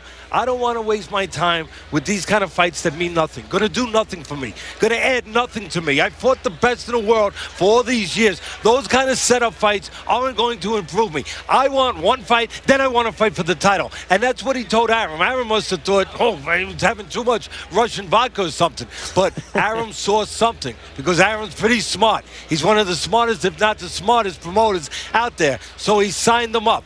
And when does one fight mean more, Todd, than 24 fights? When that one fight is for the world title against a solid fighter like Salido. He got, and he, of course, being Lomachenko, got more out of that one fight than Russell got out of 24 fights against nobodies or against very soft competition. When that fight was going on, there was only one man who was sure, who was confident, who was professional, who knew that he was going to control that fight and do what he wanted to do all night long. And that was Lomachenko, the man who knew from the beginning that he was destined to be a world champion and behaved like one. Got only fights that really meant something. And one other thing, could somebody please, and there's a lot of fog going on here, I don't know, things are getting a little foggy. Is your now, headset on fire right now? Are you blowing more hot air, Teddy? Calm down. I'm not sure. Listen, no, I'm on fire. There's Joe helping me out. Thank you, Joe. I appreciate it. I'm on fire right now. And while I'm on fire right now, let me tell you one other thing. That judge, that woman judge who had it even, please, that's why I'm on fire. Because I started thinking about her. And she's got me smoking mad. Please, somebody take her license away before she hurt somebody. If she drove a car the way she judges, wouldn't you take her license away? Yes, you would. So please, take her license away before she really hurts somebody down the road. Thank you, Teddy. Thank you. Thank you. And you please take shelter. It looks like there may be a fire happening right now. Stay safe. We'll check back in with you later on. The fewest fights to win a title. Lomachenko right at the top of the list in his 3rd professional fight. Sensek Mansurin also did it in his 3rd professional fight back in 1975. Other than that, there you go. 4th and 6th, respectively. Congratulations to Lomachenko. I'm sure he's watching this program right now and getting someone to translate it into Ukraine. All right, we've looked back enough.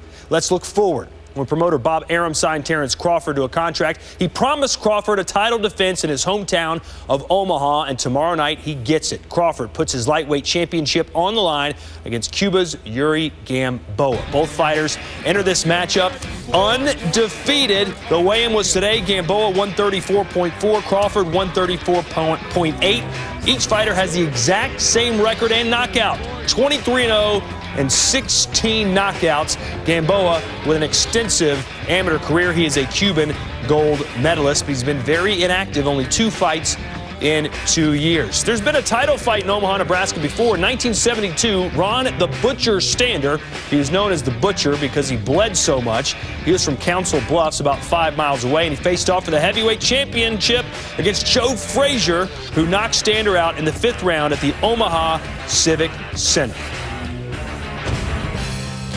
We are back next week, but not on Friday. It's a special edition. July 4th week. We'll see you Wednesday night from the Foxwoods Casino here in Connecticut, 9 p.m. Eastern Time on ESPN2. It's now time for our main event. Hopefully it hasn't burned down out there at the casino in Missouri. Maristar Casino, home to Friday Night Fights, presented by Corona Extra, where the fog has cleared and the Eagles and Bears have finished their 1988 divisional playoff Thanks game. to my partner, the junior fireman. Thank you. I always wanted to be a fireman. I know you did. I know you did. You got Our main event here. Hope that we get some red-hot fire in the ring. Chance to see just where the unbeaten lightweight prospect Ivan Redkach is in his progression. Taking on the Belarus veteran fighter, Sergey Gakovic. And that is the hurdle he has to overcome. There is Sergey Gakovic, who is 41-2 with 17 knockouts, 33 years old, so a long-time pro, an 11-year pro, but this is his first fight in the U.S., his first trip ever to the U.S., and he took this fight on just over 3 weeks' notice.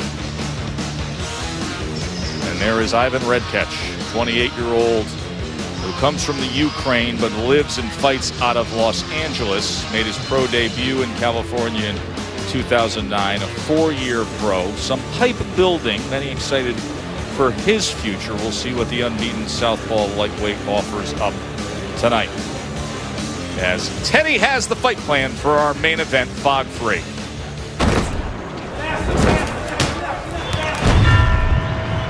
The explorers Lewis and Clark traveled this river looking for a passageway to the Pacific. Redkach is looking for a way to a title. A boat's not going to get him there. But a southpaw attack, it just might. Let's explore, shall we? Gakovic, Redkach. Redkach, as I said, southpaw. Gakovic, kind of like the river, up and down that river. Likes to go in and out a little bit. I think you can catch him coming in. You throw the jab, left hand, step back, bang! Throw him right into that right hook. You do that, you discovered America. Well, that was Columbus. Or you. Maybe it was you. But a win, that will be discovered by Redkach. All right, now how does Gakovic sail away with a nice win? Well, it starts with a paddle, right? No, actually with a right hand. Against the southpaw Redkach, as we talked about, Gakovic likes to go in and out, keep him a little bit off balance. I think he has a chance to sit in a pocket, actually. There's a mistake that Redkach makes. He likes to throw his favorite combination, jab, straight left hand, and right hook. But when he throws the right hook, there's a little delay and a little load up. He throws it, he loads up, he delays, chance to bang, step right in there with the right hand, bang, or the left hook. 2 is better than 1. If he does that, well, it's off to discover other lands, richer lands. Right? You lost? I'm lost. We're here.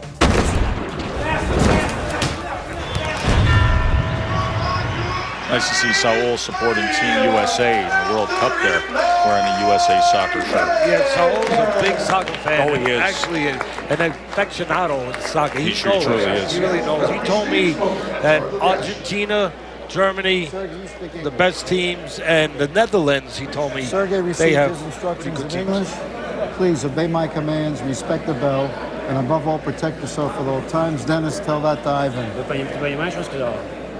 Todo bien? Okay. Todo bien. Espanol. Touch gloves. God bless. Oh, Stevie Smoger, one of the Thank you, sir. great You're doing a veterans in fine our job. business, looking for the translation, and was hoping for a little Espanol, but not the case with Ivan Redkach. Look at the pro experience, and this is something we've been noting in this matchup, where Gakovic has 237 pro rounds to Redkach's 53. You ready, Teddy? Ready, Teddy? Yes, I am ready, Stephen. Tell me to start? Yes. I'll start. You can start. Thank Ring you, the Stephen. bell. Many have that. called for you to be the commissioner of boxing. I guess here in St. Charles you actually are. Stephen Smoger, the best. Every time he's involved in a fight, it's usually a good one. And I don't think it's by accident. He knows how to ref. He knows what to do, and maybe more importantly, he knows what not to do. Not to interfere with the action when he shouldn't. Right away you notice that Gakovic has that thin frame. Tries to come with that lead right hand against Redkach. Gakovic, as I suggested in a fight plan, first of all, not a big puncher. In and out guy. He likes to use those legs, go in and out. He's going to be looking for a right hand tonight against the lefty, southpaw. Right hands, as I always say, usually work a little bit, but in and out for Gakovic. And that's why I think Red Catch has really, I talked about one in the fight plan, but it's got two opportunities. Catch him going out, pulling out, or catch him coming in. Gakovic trying to shake that off as he brings it back to the center of the ring. And again, the stronger, more physical man is the undefeated Red Catch.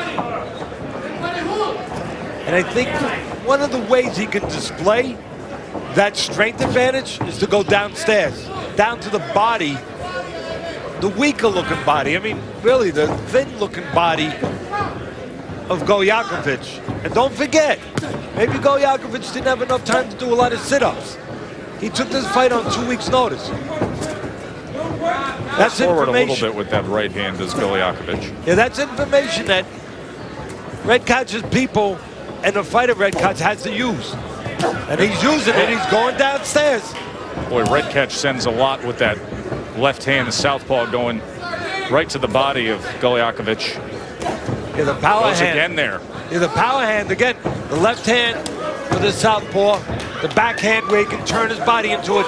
Going downstairs. I think he's trying to set something upstairs though, too, Joe. He's going downstairs, banging, you know, going down, putting a little water in the basement like I like to talk about. And then I think he's going to look to put maybe some bats in the belfry upstairs. You know, fake downstairs after he gets the attention and the respect of Gakovic, and then go upstairs.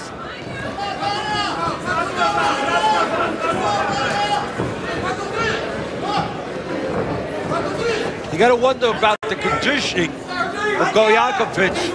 And again, took the fight on short notice. He's being forced to use a lot of energy here, moving in and out, which is his style.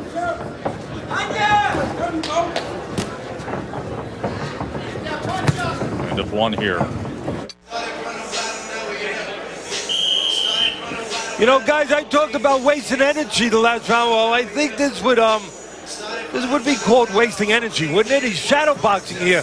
What the heck is Gakovic doing? He's throwing punches at an imaginary opponent, not coming close to landing on Red Catch.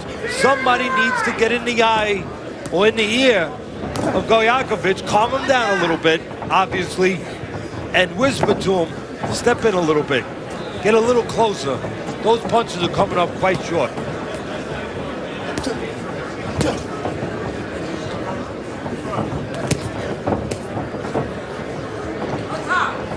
Circling and probing a bit, but wasted energy. It's the unbeaten Ivan Red Catch.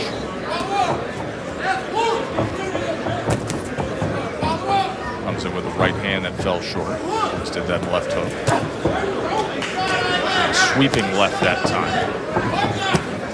Now a long range right hand to the body. Yeah, I'm glad you said that, Joe, because again, we showed on the replay Gakovic throws punches from just way too far away. Right. And obviously he doesn't have a sense of distance down yet. And it shows again as he reaches instead of taking a step. He doesn't feel comfortable with that sense of distance, of range. That's why he's coming short, and that's why he's reaching. It's all about the feet. And again, the corner needs to tell him, step to get close enough. Don't reach, step. Don't punch, step, step.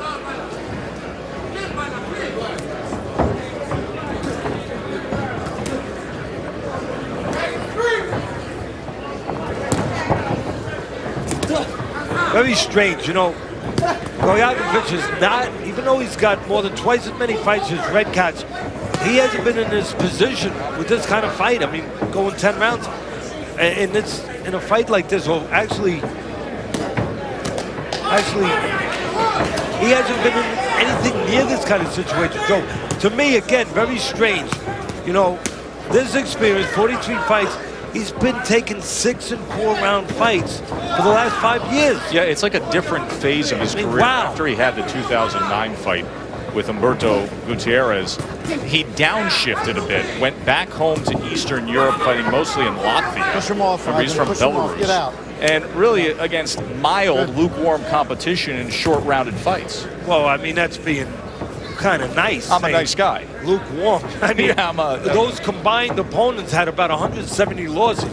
So that's being really, you're a nice fella. I think I'm the benefit of the doubt. Wow, you are. You're being very nice. You're a fireman, a nice fireman.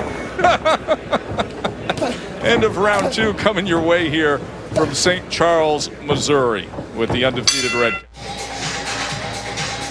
It's all about the feet. Again, Gakovic, trouble with his range, doesn't move his feet. He throws a baseball, and the baseball just goes into the stands. It definitely doesn't go into the catcher's mitt. A problem with the feet, the range finding of Gakovic early on here. Again, somebody needs to whisper. Maybe at this point, maybe I'm wrong. Someone needs to yell in the ear of Gakovic. You got to move your feet. You're going to land those punches. Again, too far away. Look at this. I mean, really, I'm sure the fans are thinking the same thing I'm thinking. That's a little strange. What is he doing? Is he in the ring? Sometimes we do that in the gym where, you know, we have guys stand off. You know what I mean, Joe? Where we have guys stand off, you know, just kind of sizing each other up, not trying to hit each other, you know, just working on certain technical things, you know, mimicking each other's movements to give you a sense of things that you want to do later on when you're full contact mode. And that almost looks like that's what Gakovic is doing, like he's in the gym, you know, sparring and been told don't really hit. Maybe he's got to cut the other guy, so don't hit. Just pull your punches short and go through the motions. And that's what Gakovic is doing. He's shadow boxing. He's going through the motions. And I'm shocked that someone in his corner, it really hasn't made him aware of that. CompuBox sees it this way so far. Red catch, 28 of 101. Gakovic only 12 connects. And again, maybe Gakovic maybe speaks to our word, both of us, what we're talking about. For 5 years, he's been fighting very straight, only fighting 6 and 4-round fights against less than mediocre opposition. He can do whatever he wants with those kind of guys. It's like sometimes it's not even real competition. No, wait, no. He hasn't gotten ready, obviously, so far, hasn't shown that he's gotten ready for real competition. And there's catching him going back, as I talked about. Red Catch has an opportunity with Gakovic, who's very one-dimensional. Well, really two-dimensional, but it turns out to be one-dimensional. He's either coming in or he's going back. So you step with him, you catch him going back, you're ready to punch when he comes in, you can catch him coming in.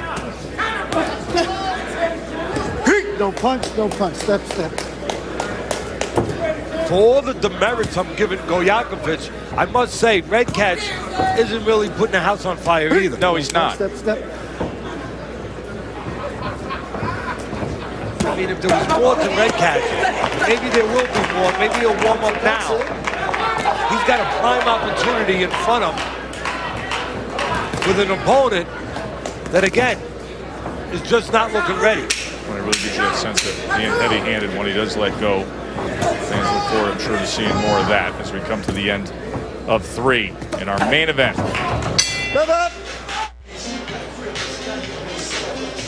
Well, I talked about you can catch Gakovic coming in or going out. Red Catch, as you can see, catching him going out. Although the big punch was blocked by Gakovic with the right hand. He moved that right glove over to pick up the big punch. But again, very vulnerable is Gakovic as he steps away. And man getting off the stool there in the Mohawk and quickly getting across the ring is the 16-0 Ivan. Thank you, Ivan. Red Catch, southpaw who fights out of California, made his way back to his troubled homeland of the Ukraine for a week this past April, so he wanted to go there and support his people. Now fighting here in St. Charles, Missouri. 13 knockouts among these Watch 16. your heads, guys. Break, break.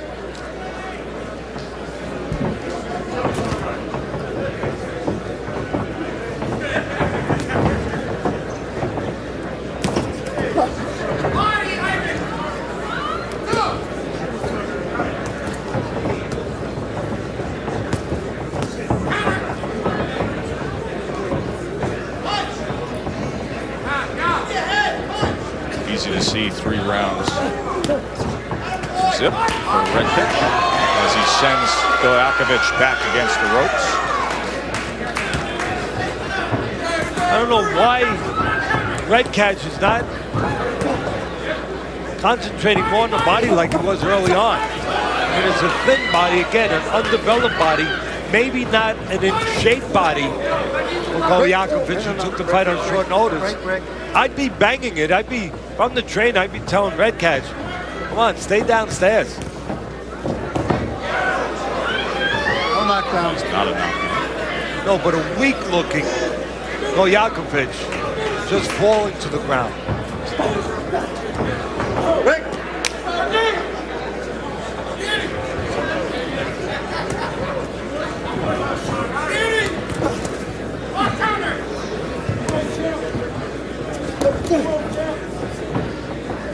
Don't punch, step, step. That's not a good sign for Redkach. I don't care if he's winning this fight. But if he's going to be the hot prospect and eventually a contender that his people want him to be, he gets inside with a thin guy like Gakovic, has not shown any inclination to really do anything tonight. Redkach is supposed to do that. Let those hands go and punch on the inside. That's what he's supposed to do. With that big left hand up top. But what he's supposed to do is shorten those punches up and not be quite that wide with them. And he's doing a little pushing, a little shoving. You gotta be careful with the elbow. And he's getting warned by that man, who I think one of the best referees in the business, Mr. Smolga. He saw what I saw, a little pushing, a little too much roughhousing by Redkach. Watch your head, Ivan. Stop that shove. The bell's gonna ring, guys.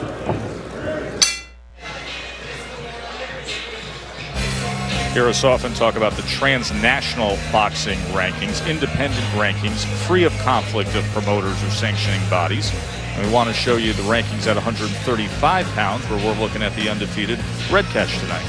Yeah, they're the only rankings we should be using. I'll be quite honest about it, because to me, they're the only authentic ones. They're not attached to relationships with the sanctioning organizations, or that the sanctioning organizations have with promoters, which they quite often do, or with managers. These are based solely on what they should be based on. And right there you see Peter Petrov. Well, they looked at him because of our Boxino tournament. He won the Boxino tournament that we just finished televising a few weeks ago. They took notice of it. They put him, I think appropriately, not in the bottom 10, number 9, but in an appropriate place. And again, transnational rankings, a lot of people say, Teddy, why are you so high on them? Because they use the right gauges, the right merits for ranking their fighters. They do it solely by what they do in the ring, and they don't get paid for it. They don't get any kind of monies. Nobody is making anything out of it the way the other organizations are making money off their rankings. So forget about Ring Magazine. I mean, that's a joke, because that's owned by a promoter. Are you kidding me? That's not a conflict of interest. Forget about the corrupt, and they've been proven corrupt, alphabet organizations. So forget about all them. Put your concentration, put your trust in the one that I put my trust in, transnational rankings. Right now, I'm not trusting that Sergey Gakovic can do much different here against Ivan Redkach. But to your point earlier in the 4th round, you'd like to see Redkach doing even more here. Break, don't punch, step, step. See Gakovic landing 7 or fewer punches in every round. And just to get back to those rankings at 135 pounds, Teddy, I'd be remiss if I didn't ask you about number 2 versus number 7 that we saw in those transnational rankings at 135 pounds. Terrence Crawford and Yuriorkis Gamboa set to fight tomorrow night. Well, I don't know. If I start saying this now, I'm afraid the smoke might come back. I've been hot. I've been hot. So I like Terrence Crawford. I like him very much. I like him to dominate. He's the bigger guy, the naturally bigger guy. Natural lightweight, even a pretty good size, big lightweight. Gamboa, for the most part, been a featherweight, moving up. Gamboa hasn't looked good in his last several fights. Just like Martinez, when I picked Cotto over Martinez. Martinez, to me, hadn't looked good in his last several fights. And for me, there's been a drop-off in the performance of Gamboa. Just doesn't look like the same confident fighter. Looks like a guy with an identity crisis to me. He's not sure if he's an aggressive fighter or if he's a fighter who's on the outside looking to lay traps. He's caught in between. And when you're caught in between, not knowing who you are, well, I'm going to go with the guy who knows who he is and what he is. And that's Terrence Crawford to win that fight handily. Championship fight will be in Omaha. And we just saw a great College World Series on ESPN, won by the Vanderbilt Commodores. There's Redkach coming forward here at the end of round number 5 on Friday Night Fights, presented by the now 20-0 Ryan Kilzeski. Has our foolproof punch of the night, brought to you by Just for Men, our co-feature in the 8th round. And again, that was a right hand there, but what happened just before that, a little footwork, a little room, little leverage, and then a nice right hand for a punch of the night. Lost his Ryan Kilzeski, unanimous decision winner earlier. He stayed unbeaten, and Ivan Redkach trying to stay unbeaten here in our main event against Sergey Gakovic. This is the first fight for Gakovic in the United States. Most of his fights have been in Eastern Europe, and so far his United States debut has been less than sensational.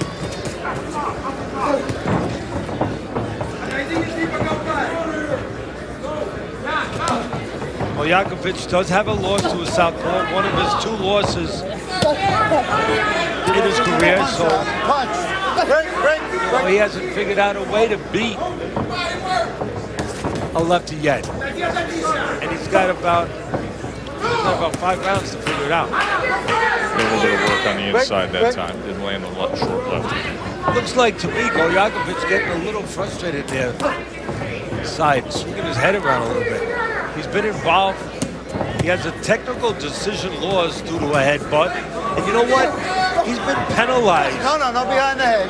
He's been penalized, Gakovic, for intentional headbutting. And I have a funny feeling we're going to see it here. I think that as he gets frustrated in there, we're going to see the chance that Gakovic is going to do something a little dirty with his head inside.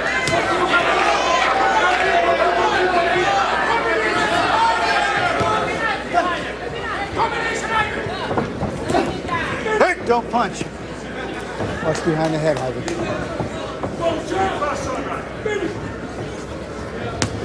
Talking about heads, Redkach, last 2 fights he was involved with head clashes.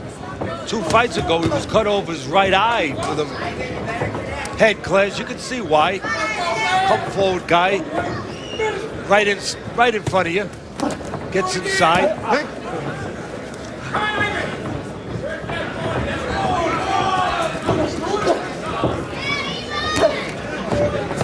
I'm not going to yell at Gakovic right now. I mean, he's doing what he's doing, and it's nothing great, obviously, but he's trying. Even though it's not in a real strong way, but he's throwing punches. But Redkach is supposed to be the better man. You can see the man who had full time to get ready for this fight, the better conditioned man, the physically stronger man, the undefeated man. He could be doing more on the inside. Really doing more. So he could be finding ways not to get tied up instead of allowing himself to get tied up.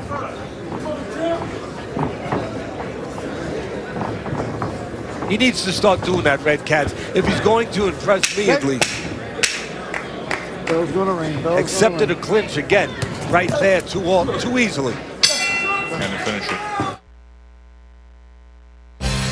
Teddy, did you get the word on the scheduling change? A special Wednesday, July 2nd edition of Friday Night Fights. Yeah, somebody sent me smoke signals.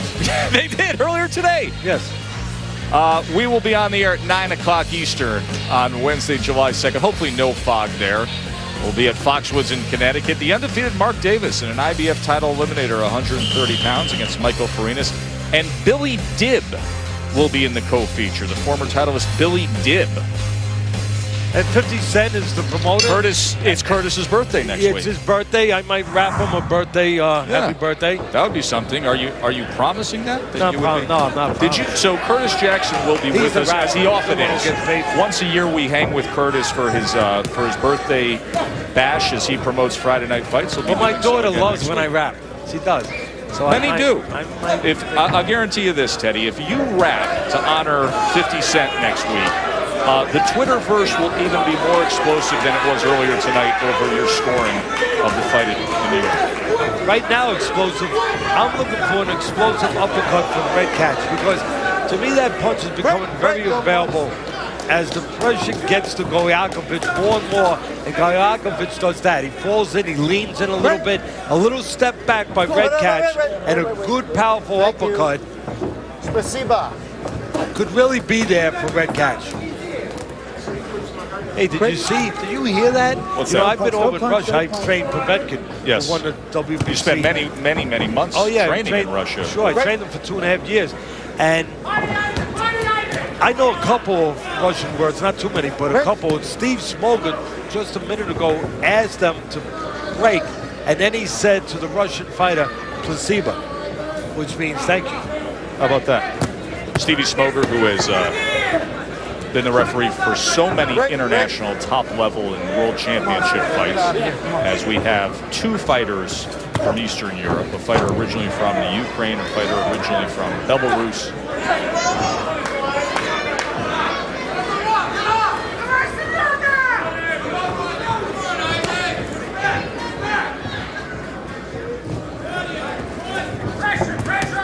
Saul was my assistant over in Russia. I figure we talked about that. How did the Russians? Fight's not scintillating right now. How did the Russians take to Saul?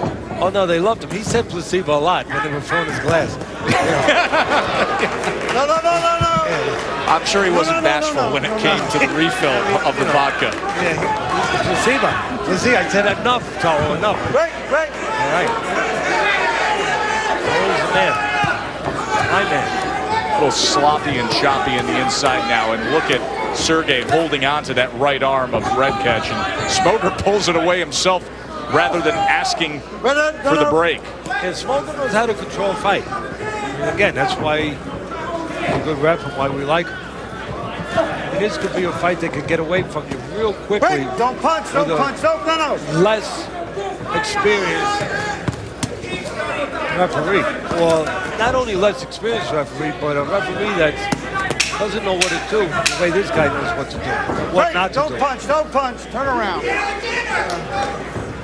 Gakovic is just grasping at things at this point. 3 rounds to go. ESPN Friday Night Fights is presented by Corona Extra, who invite you to find your beach.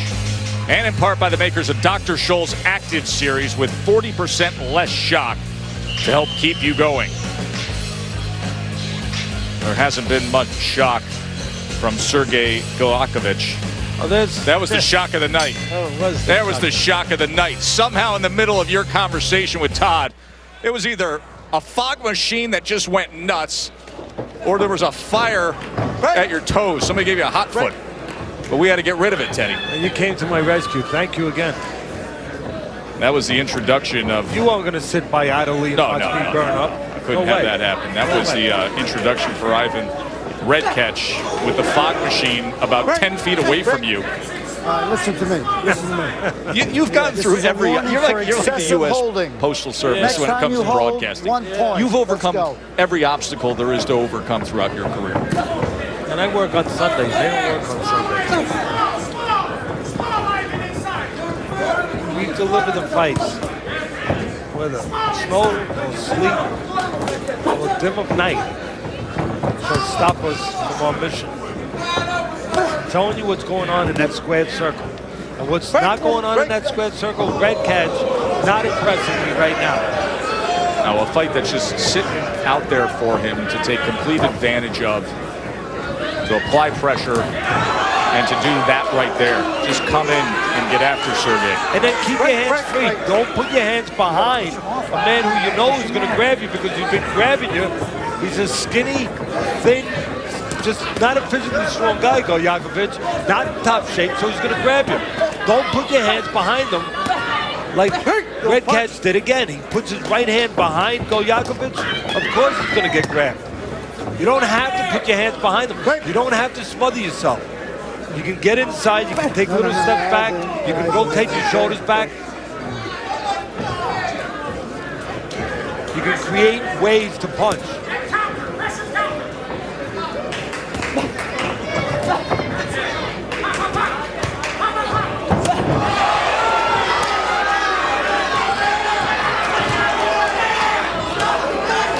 Catch with that left hand, brains. And that's why this is why I'm saying the uppercut should be concentrated on now. Before you smother yourself, before you get in there too close, and now it's too late. Red Catch is in too close. But what he should do is use his jab to control Gakovic, and then allow Gakovic just to fall into an uppercut. Time him with a power, with a left uppercut, which would be the power punch for Red Catch to southpaw. Right now, if I'm in the corner of Red Catch, I'm going to tell him, look, use your jab to the chest of this guy, stabilize him a little bit, and then set him up for a big shot as he falls in, because he will fall in.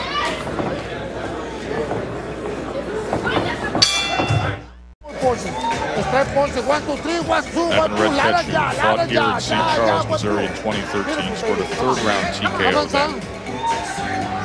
He's had one fight since then, this past January, and now should be coasting towards an easy win against the non-threatening Sergey Gakovic.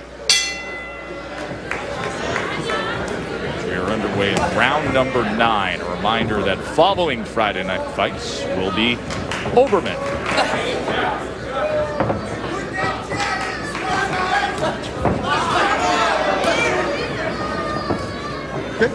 Quick. CompuBox has the punches landed the last 2 rounds. Gakovic only 5. Red Catch with 31. Hey, don't punch. Step.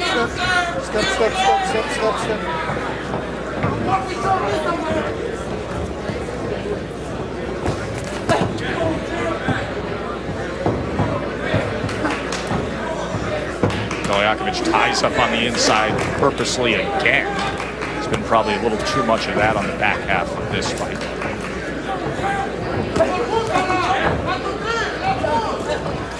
And he comes in and gives him a bear hug one more time.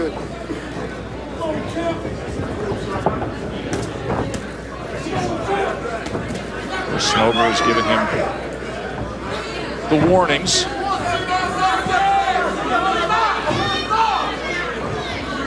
Break.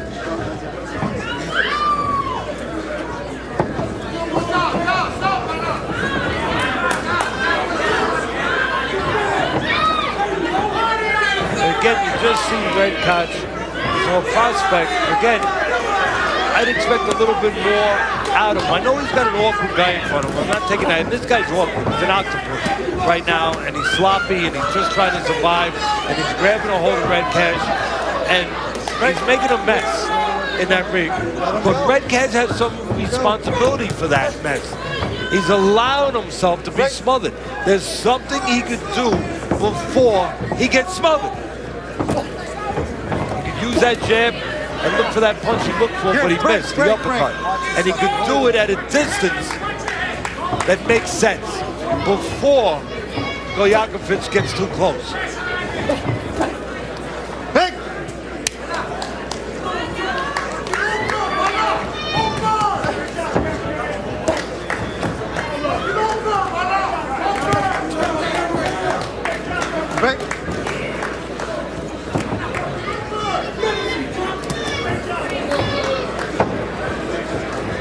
Wide sweeping punch that ends up as another way to grasp and hold on.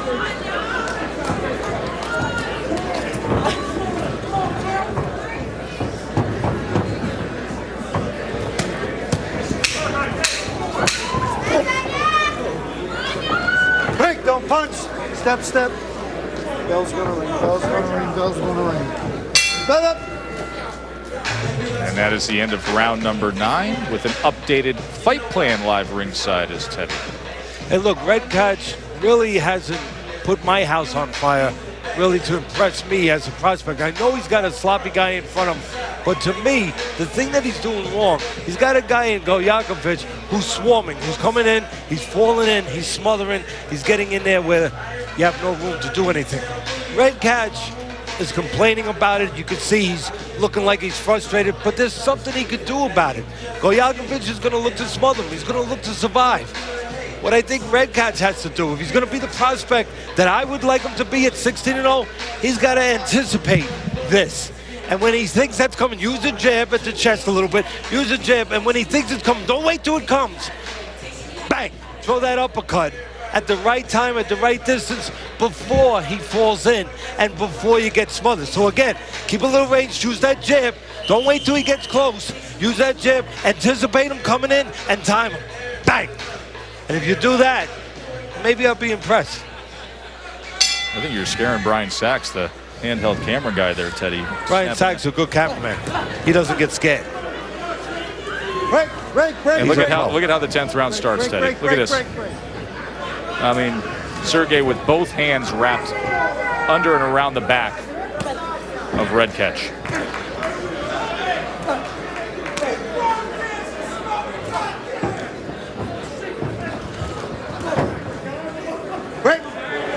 Back he goes again to the inside and forcing Smoger to break him. That time almost got clipped by a right hook. Break.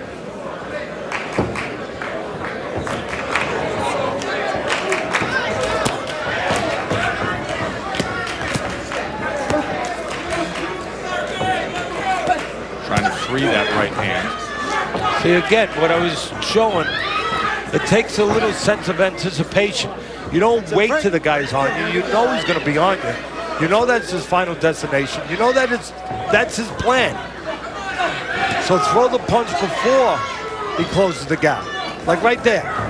And he just missed that time. Break. Don't hit behind the head. And once he gets to that inside, you know the result. You can start to see some frustration from the unbeaten Redkach. And we'll talk about headbutts, and they banged heads a little bit. I see some redness above the left eye, a little cut, a little redness above the left eye, I think, of Redkach. That was caused by a clash, according to Steve Smoger, and it was. And again, look, he's frustrated. You can see he's angry. He's like, ah!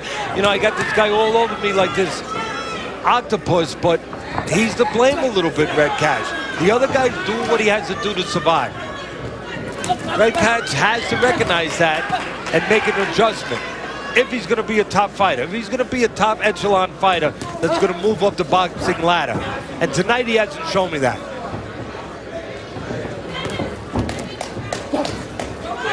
Well, there's a little frustration by Redkach. He's pulling ahead. He grabbed the head, behind the head of Gakovic to try to hold him in place so he could hit him. And there's a warning there by Mr. Smoger.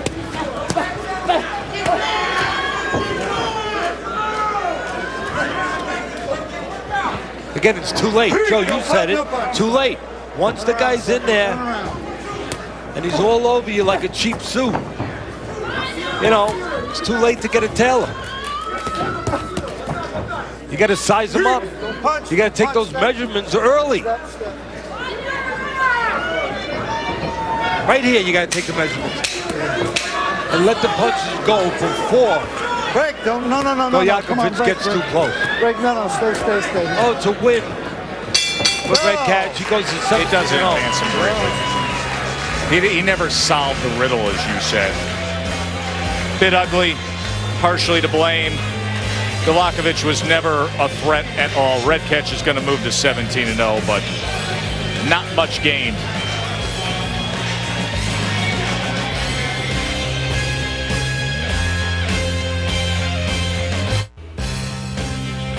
Todd Grisham back with you here in our Bristol studio, reminding you that we've got a special date in mind next week for Friday Night Fights. It's headed your way on Wednesday night. Mark Davis taking on Michael Farinas. Also, Billy Dibb on the undercard from Foxwoods Resort and Casino here in Connecticut. It starts at 9 p.m. Eastern Time on ESPN 2.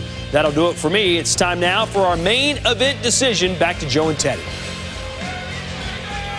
Joe Tessitore, Teddy Atlas back here in St. Charles, Missouri. 13 years, 13 seasons of Friday Night Fights together, Teddy. And yet we've never seen this. How bad of a night was it for Sergey Gakovic? We've never seen a fighter miss and punch himself. It's a bad night for him. Kind of sums it up, doesn't it? And then he gets hit on top of it by Red Catch. Tough night. Tough night. Oh, right uppercut to his own head. That's Teddy's scorecard. Really no other way to see it. You know, there it is. 190 that's the way for the undefeated Red Catch. That last little clip that we just showed, I know they're not one of our sponsors, but I can't help it. I mean, that's a perfect spot for, I could have had a V8. Could have. Let's go to the ring announcer, Dave Davis. Ladies and gentlemen, Judge Henry Gary scores the bout 100 to 90. Judge Barbara Madison scores the bout 99 to 91. And Judge Brett Miller scores the bout 98 to 92. All declaring your winner by unanimous decision in the blue corner, Ivan El Terrible Red Catch. A couple rounds that slipped the other way there on the scorecard.